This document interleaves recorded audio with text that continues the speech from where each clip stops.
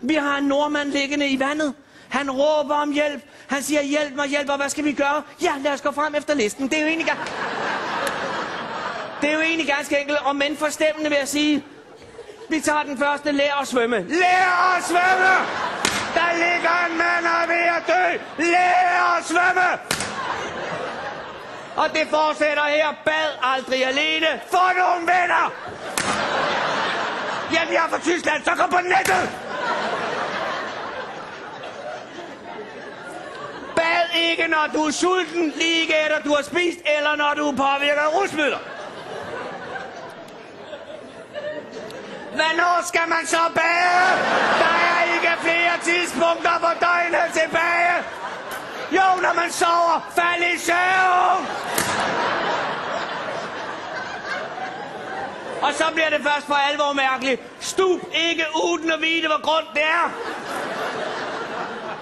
Hvad? Der er vel ingen, der stuper uden at vide, hvor grund det er. De er syge i hovedet, og man tænker det ikke rigtigt. Men nu bliver det rigtig arrogant. Svøm langs land. Nej. Vi har 43.000 kilometer kystlinje. Svøm! Vi har så meget. Jeg er fra Tyskland, så gå på nettet. Svøm ikke under brygge og foran stupebræt.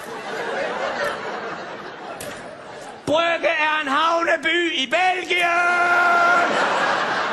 De leger med vores hjerner, og man tænker, nu kan det ikke blive mere afsporet, nu kan det ikke blive mere mærkeligt. Det kan det, men I har næppe fantasi til at forestille jer, hvad de nu har. Jeg giver jer baderåd nummer 7. Dyt ikke andre ud i verden. Dyt! Det er et land, der græder. Det er et land, der ikke vil være sig selv bekendt.